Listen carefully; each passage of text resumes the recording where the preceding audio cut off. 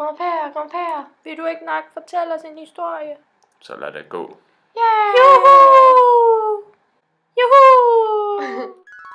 En historie fra dengang Frankrig blev revolutioneret. Frankrig var et rigt land med masser af penge, indtil vi deltog i den amerikanske borgerkrig. Det var noget værre noget.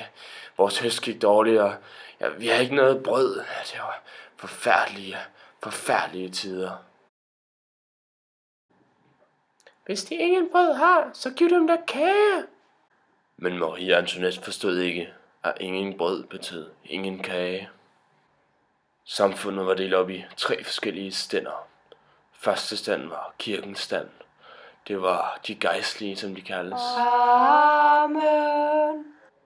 Anden standen var adelen. Penge, jeg vil diamanter. Jeg er så lidt. Jeg er så meget.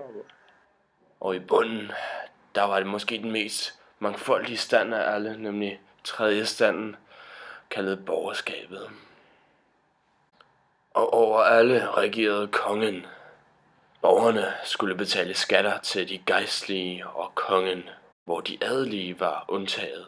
Året var 1789 og datoen den 4. maj. Kongen havde indkaldt de 3 stænder til den legendariske nationalforsamling for at redde den franske økonomi. Men efter 2 ugers utrættelige diskussioner uden resultat, gjorde tredje standen noget udventet.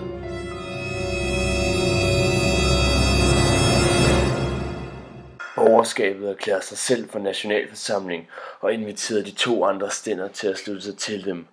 Kongen blev altså tilsidesat. Adelen og de gejstlige forlod senere nationalforsamlingen, og borgerskabet havde nu al magten.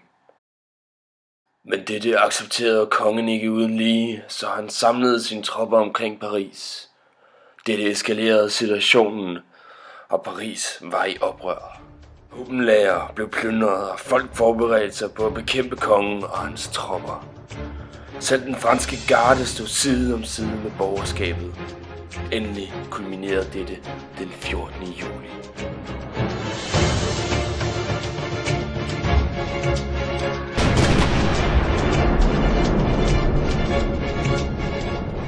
En massiv folkemængde trængte ind og overmandede kongens tropper på det gamle Bastillefængsel i Paris for at få våben og krudt.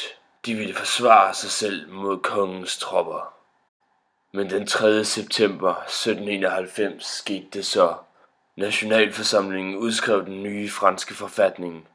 Det franske monarki havde nu officielt overlevet, men var blot et såkaldt konstitutionelt monarki.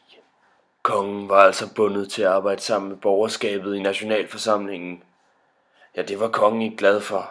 Han havde jo mistet en masse magt, og han og hans dronning Marie Antoinette forsøgte at flygte, men blev fanget. Kongens liv endte den 21. januar 1793, hvor han blev halshugget.